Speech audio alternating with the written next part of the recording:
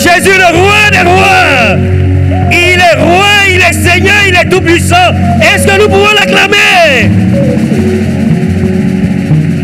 Nous allons prier le Seigneur. Ceux qui veulent s'asseoir, s'asseyent. Et ceux qui veulent rester debout, restent debout. Nous allons prier le Seigneur pour que le feu du réveil s'allume. Que Dieu allume le feu du réveil dans nos vies. Alors prions le Seigneur, s'il vous plaît. C'est moi qui gère le temps, ne vous en faites pas. Prions le Seigneur que le feu du réveil s'allume. Le thème que nous devons voir, c'est le rôle du Saint-Esprit dans le réveil spirituel. Il n'y a pas de réveil si l'Esprit de Dieu n'est pas à l'œuvre. Il n'y a pas de réveil si l'Esprit de Dieu n'agit pas. Et il n'y a pas de réveil si l'Esprit de Dieu n'est pas l'initiative. Alors que le feu du réveil soit allumé pour que nous soyons, pour que tu sois, pour que chacun soit un instrument de réveil. Alors prions que Dieu rallume le feu. Que Dieu rallume le feu. Que Dieu rallume le feu. Que Dieu rallume le feu. Là où il y a la tiédeur, là où il y a le sommeil, là où il y a la mort, que la vie de l'esprit soit communiquée.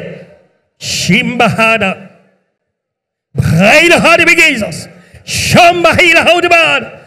Alors rallume le feu. Que le feu du réveil s'embrase.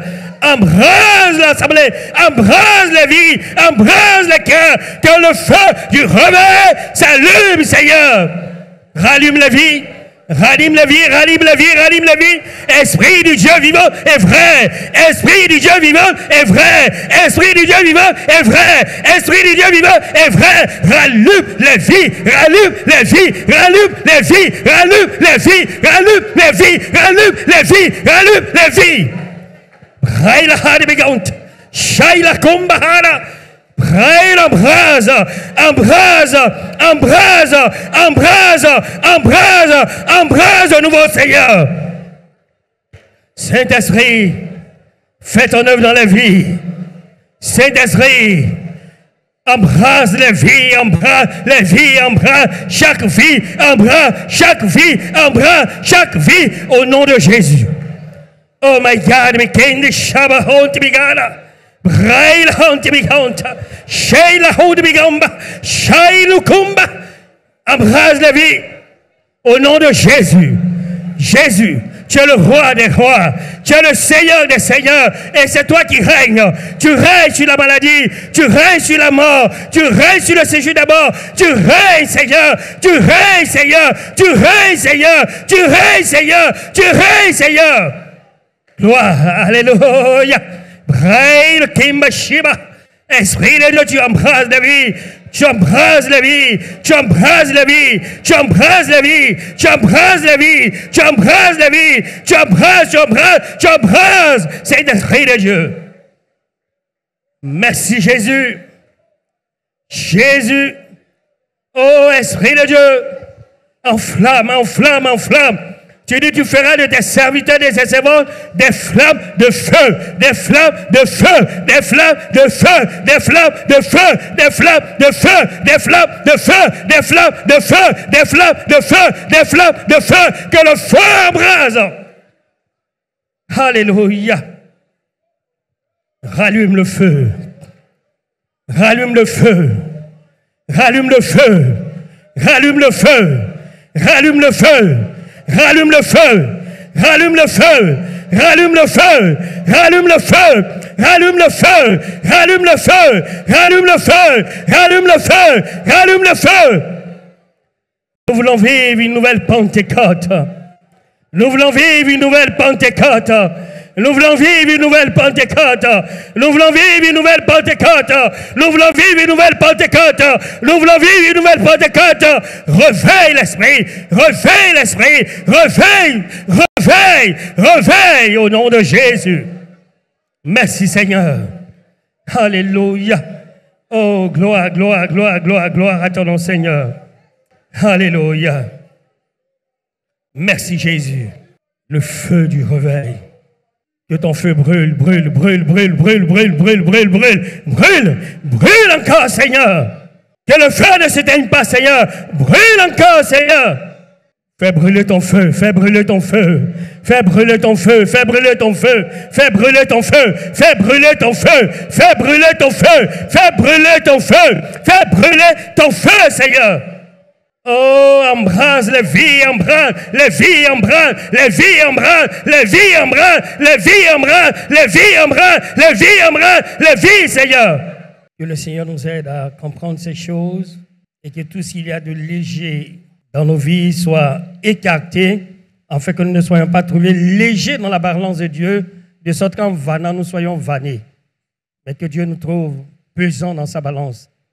Que le Seigneur nous aide aussi à contribuer à travailler à l'unité de l'Église, à l'unité de la famille, à l'unité de la maison, et non pas à sa division. Que Dieu nous bénisse et que Dieu bénisse notre entendement. Chers frères et chères sœurs, je vais juste introduire le thème du trimestre, et puis nous aurons le temps, les jeudis soirs, de les développer, puisque la Jacques va nous prendre près de 1 mois et demi. Alors, il y a plusieurs tests de base, mais pour aujourd'hui, nous lisons Actes chapitre 1, le verset 8. C'est un test que nous connaissons tous. Il est écrit dans ce test, « Mais vous recevrez une puissance, le Saint-Esprit survenant sur vous, et vous serez mes témoins à Jérusalem, dans toute la Judée, dans la Samarie, jusqu'aux extrémités de la terre. » Et comme je l'ai dit, ce test, c'est pour introduire le sous-thème. Le sous-thème du trimestre, avril. Puisque la semaine prochaine, nous sommes déjà avril, le thème de l'autre trimestre est fini. Mai et juin s'intitule « Le rôle du Saint-Esprit dans le réveil spirituel ». Le rôle du Saint-Esprit dans le réveil spirituel. Le Saint-Esprit joue un rôle essentiel et incontournable dans le réveil spirituel. Il est la personne divine qui initie et qui en est le catalyseur. Dans ce trimestre, nous parlerons de son rôle dans le réveil spirituel. Ce rôle est fondamental car il se réfère à une période de renouveau et de revitalisation dans la foi d'une communauté et d'une personne. Le sous-thème du 3e trimestre sera développé en 3 points. Je vais vous donner les grands points de son développement. Premièrement, nous expliquerons ce qu'est le rôle du Saint-Esprit dans le réveil spirituel. Ensuite, les sujets qui seront traités pendant les 3 mois du trimestre et quelques cas pratiques à travers les exemples bibliques. Et la partie conclusive viendra mettre un terme au message de ce matin.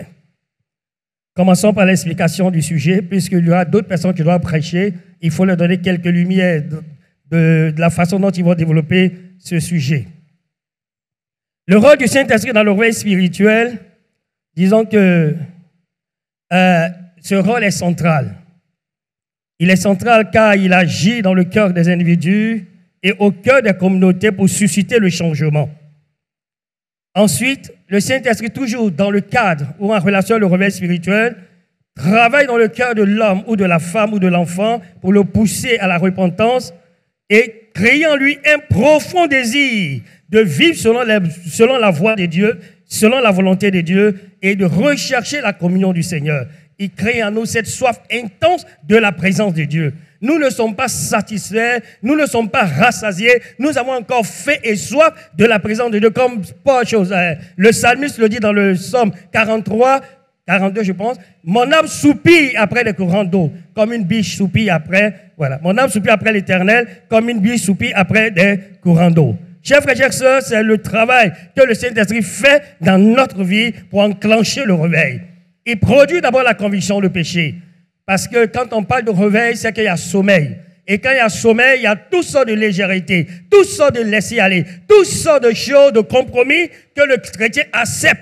Des choses qu'il refusait hier, des choses qu'il rejetait hier, des choses qu'il condamnait hier. Aujourd'hui, il les embrasse, il les accepte, il les épouse et il les pratique. Alors l'Esprit vient pour produire dans les cœurs la conviction de péché. L'Esprit vient pousser le croyant à la repentance et l'Esprit vient aussi pour créer en nous ce désir ardent, cette soif de la présence de Dieu. Et l'Esprit nous pousse à rechercher cette communion avec le Seigneur. Quant au réveil spirituel, il est dit en ce qui concerne le réveil que c'est une période où les croyants connaissent un renouveau profond de leur foi. Cela entraîne une dynamique de transformation au sein de l'Église, de la société. C'est aussi le rétablissement de la présence de Dieu auprès de son peuple. Le péché peut éloigner Dieu. Le péché éloigne Dieu. Alors lorsqu'il y a un réveil, c'est le rétablissement de la présence de Dieu. Ça amène les chrétiens à être approfondis, à développer leur communion avec le Seigneur. Chers frères, chères sœurs, le Saint-Esprit est la clé. Je dirais, il est l'agent divin du réveil. Sans le Saint-Esprit, il n'y a pas de réveil. Sans le Saint-Esprit, on ne peut pas parler de réveil. C'est lui qui enclenche le réveil, c'est lui qui en est le catalyseur et c'est lui qui conduit le réveil jusqu'à terme. C'est lui qui suscite des hommes, c'est lui qui suscite des femmes dans le cœur desquels met cette soif ardente de rechercher Dieu. Et après cette recherche ardente du Seigneur, Dieu exauce en répandant son esprit pour réveiller les uns et réveiller les autres et redynamise les uns et les autres dans leur relation et leur communion avec le Seigneur. Voyons en grandeur et terminons en parlant des différents sujets que nous allons voir dans le mois d'avril, dans le mois de mai et dans le mois de juin. En avril, il sera question de parler du Saint-Esprit comme agent divin du réveil spirituel.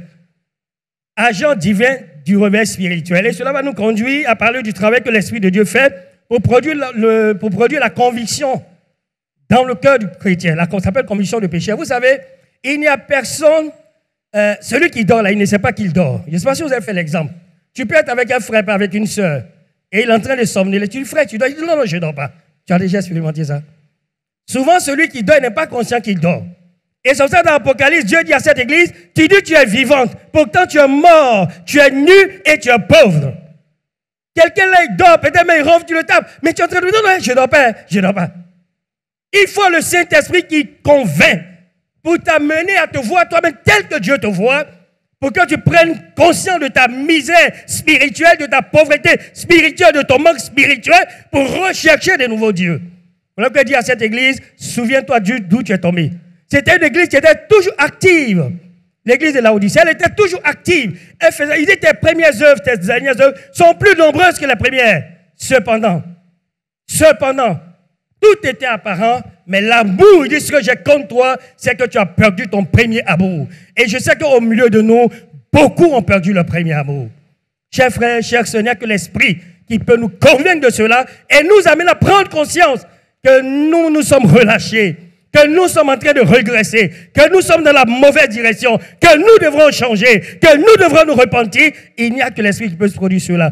Et dans le mois d'avril, en parlant de l'Esprit comme agent de réveil spirituel, ça serait d'expliquer le travail que l'Esprit fait pour provoquer la conviction de péché, pour provoquer le brisement dans le cœur, pour conduire à la repentance, pour provoquer la soif et le désir ardent dans le cœur des chrétiens de la recherche de Dieu.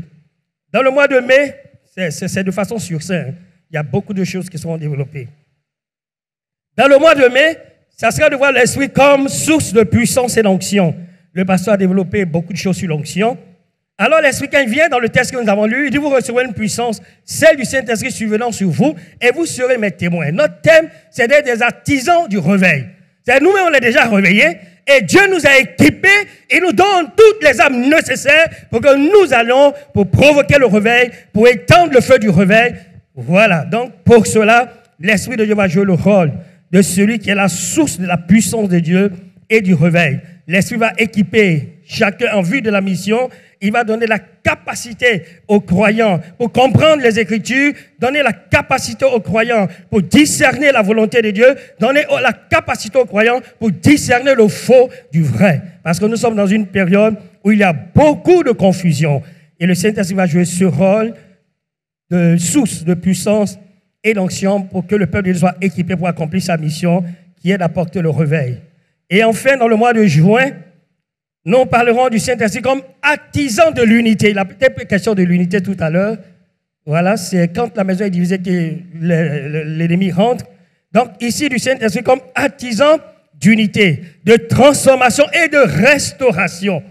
Verrons que l'Esprit de Dieu, quand il est dans une maison, il est dans une famille, il est dans un foyer, il est dans une vie, cet individu ou ce croyant contribue à unir et non à diviser. L'Église est présentée comme le corps de Christ et le corps n'est pas divisé. Du pied jusqu'à la tête, c'est une parfaite unité. Pourtant, il y a la diversité. Donc, c'est l'unité dans la différence, l'unité dans la diversité. Et donc, nous verrons que le Saint-Esprit est cet artisan qui produit l'unité dans l'Église. Le Saint-Esprit est cet artisan qui produit la transformation parce qu'il est venu pour nous transformer de gloire en gloire à la ressemblance de Jésus. Nous verrons que le Saint-Esprit est cet artisan qui produit la restauration. Et en parlant de restauration, c'est dans tous les domaines.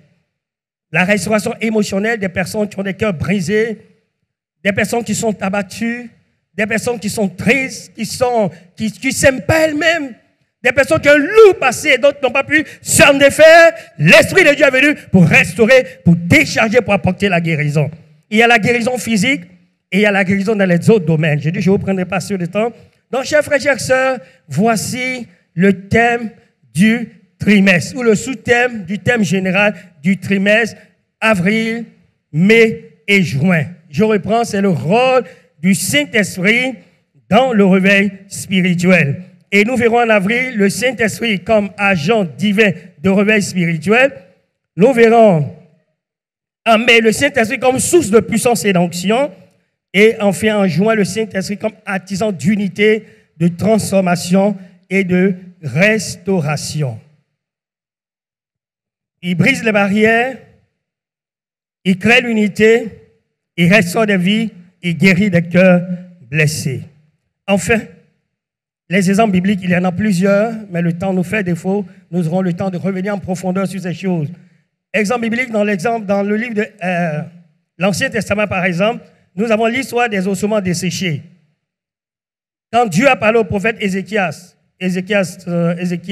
37, est-ce que ces ossements desséchés peuvent revivre? Il dit, tu le sais, Seigneur. Il dit, parle aux ossements desséchés. Et c'est ce qu'il a fait. Mais il y avait des hommes, une multitude de cadavres, mais il n'y avait pas de vie en eux. Alors il dit, parle au Saint-Esprit, dis esprit des quatre vents, entre en eux. Et quand Ézéchiel a fait, la Bible dit, c'était une armée nombreuse. Il a fallu l'action de l'Esprit pour qu'il y ait la vie, l'action de l'Esprit pour qu'il y ait la résurrection. Là où il y a la mort, l'Esprit apporte la vie. Alors je dis sur la vie de quelqu'un, là où la mort est en train de régner, que la puissance du Saint-Esprit mette un terme au règne de la mort. Et que la vie de Dieu soit communiquée à chacun. Comme dans le livre de la Genèse, c'est un chaos total. La Bible, l'Esprit de Dieu se mouvait sur les eaux. Et l'Esprit de Dieu a contribué à restaurer toutes choses. Alors que dans le nom de Jésus-Christ de Nazareth, là où il y a le chaos, il y a le désordre, il y a la maladie, il y a la mort, que le Saint-Esprit agisse et qui communique la vie et qui restaure les vies, qui rétablisse la vie au nom de Jésus. Le jour de la Pentecôte, dans le texte que nous avons lu dans Actes chapitre 2, quand l'Esprit est descendu sur des disciples qui avaient peur, qui étaient dans la crainte, quand l'Esprit est descendu, même Pierre qui a nié son maître, à 3 reprises, la Bible dit Pierre a parlé à la foule. Et il a prêché Jésus avec vérité. Au point que quand on lit Actes chapitre 2, versets 38 et 9, le cœur des gens était touché. Il dit, oh frère, que ferons-nous? Il dit, repentez-vous et croyez en Jésus, vous serez baptisés et vous recevrez le don du Saint-Esprit. Et par la suite, la Bible dit, ceux qui ont cru à la parole étaient plus de 3000 personnes. Chers frères et chères sœurs, quel réveil le jour de la Pentecôte. Et Dieu veut, et Dieu peut nous faire revivre la Pentecôte encore. Tout près de nous, en 70, il y a eu l'évangéliste Jacques Giraud qui est venu de la France. Là, je parle du réveil au niveau des assemblées de Dieu. Et par son ministère, le président Félix Houphouët-Boigny a donné même le stade. Et selon les témoignages, pendant les jours, pendant des semaines, il y avait des choses extraordinaires qui se faisaient là-bas. Et c'est comme ça que l'Assemblée de Dieu a commencé à sortir de la tête. L'Assemblée de Côte d'Ivoire, bien sûr. En 1987, avec Dimi Chouagat, au stade encore Félix Houphouët-Boigny, il a eu encore une semaine de prière, d'évangélisation. Mais bien avant, il était très célèbre à la télévision. Et c'est à partir de 1987, l'Assemblée de Dieu a explosé partout. À Abidjan, les églises et l'Assemblée de Dieu, on pouvait compter sous la main. Les plus anciens sont les Oupos, sont là, les Bilés, tout ça. Il y avait Adjamé, il y avait Koumansi, il y avait Abobo. Mais après son passage, les églises ont commencé à pousser partout. Le réveil, le feu du réveil a embrasé. Chers frères, chères sœurs, Dieu n'a pas changé. Dieu m'a fait la grâce d'expérimenter les mêmes choses quand j'étais à Kwasi-Kwasi-Kro. Quand je venais dans l'église, il y avait 35 personnes. Mais avant d'aller, quand le feu du réveil a soufflé, nous sommes passés du simple au triple. Au point que le temple qu'on avait construit, on ne peut plus contenir. On mettait des chaises dehors pour que les gens s'asseyent. On a fait la même chose à Soindé. Quand Dieu a fait descendre son feu, les réunions du soir, comme les cultes, étaient semblables. Parce que c'est rempli. Tout le monde courait pour venir. Au point qu'avant de partir, on ne pouvait plus faire le culte dans le temple. On faisait le culte dans la cour de l'église où on avait dressé la table. le feu du réveil, Dieu va encore permettre qu'il brûle au temple de l'espérance, qu'il brûle dans le cœur de chacun d'entre nous pour que nous soyons des puissants artisans de réveil. Par ton canal, par mon canal, par le canal de chacun, Dieu veut apporter le réveil ailleurs. Dieu veut opérer des miracles. Dieu veut opérer des guérisons. Dieu veut mettre en déroute le royaume des ténèbres. Dieu veut se glorifier de nouveau. Est-ce que tu es prêt? Est-ce que tu es prête? Si tu es prêt, le Seigneur est déjà prêt. Il attend que chacun d'entre nous pour reprendre son onction afin que nous puissions revivre une nouvelle Pentecôte. Le rôle du Saint-Esprit dans le réveil spirituel, il est l'acteur principal. Mais l'Esprit de Dieu ne peut pas travailler sans vous, sans nous, sans chacun d'entre nous. La seule chose qu'il veut, c'est vous dire, Seigneur, me voici pour faire ta volonté. Est-ce que nous sommes prêts pour que l'Esprit de Dieu nous utilise et que l'Esprit de Dieu nous remplisse, que l'Esprit de Dieu nous équipe? Si nous sommes prêts, Dieu est prêt. Quelqu'un dit Amen. Quelqu'un dit Amen. Nous prions le Seigneur, s'il vous plaît. Et dans la prière, tu dis au Seigneur simplement, Seigneur, me voici. Je veux être cet artisan de réveil. Je veux être cet artisan qui porte haut et très loin ton nom et qui fait éclater ta gloire. Ensemble, prions le Seigneur, s'il vous plaît. Prions le Seigneur. Parce que tout au long de ce trimestre, nous verrons le rôle que l'Esprit de Dieu joue. Mais le Saint-Esprit ne joue pas ce rôle sans vous, sans moi. Il veut être en chacun d'entre nous pour accomplir cette œuvre. Pour accomplir cette œuvre de réveil. Pour faire brûler le feu de nouveau. Pour que le nom de Jésus soit toujours grand. Et que l'on sache que le Dieu que nous servons, que l'on sache que le Dieu que nous évoquons, il est Dieu, il est Dieu, il est Dieu, il est Dieu, il est Dieu, et qu'il n'a pas changé, et qu'il est le même hier, il est le même aujourd'hui, et il est le même éternellement. Alléluia. Merci Seigneur pour cette partie introductive. Merci de créer dans le cœur de chacun d'entre nous ce désir et cette soif de te voir à l'œuvre. Tu veux de nouveau faire brûler ton feu, Seigneur. S'il te plaît, permets que les cœurs aspirent, les cœurs recherchent, les cœurs soient assoiffés de ta présence et de la manifestation de ton esprit. Sois béni, Seigneur, et sois célébré au nom de Jésus.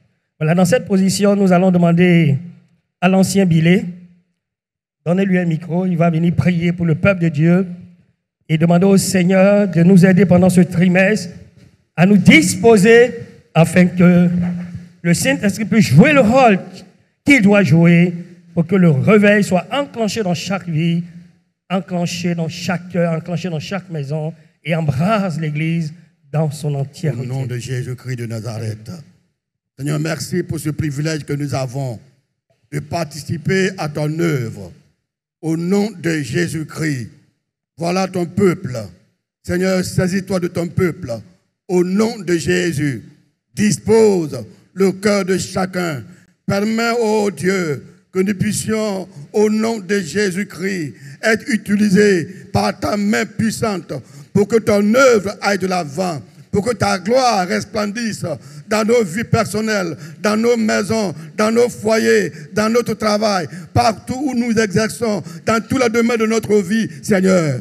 Béni sois-tu de ce que tu agis puissamment pour la gloire de ton nom. Cher Saint-Esprit, nous voici, saisis-toi de nous et permets que ta gloire resplendisse au nom puissant de Jésus. Que toute la gloire et que toute la louange te soient rendues au nom de Jésus.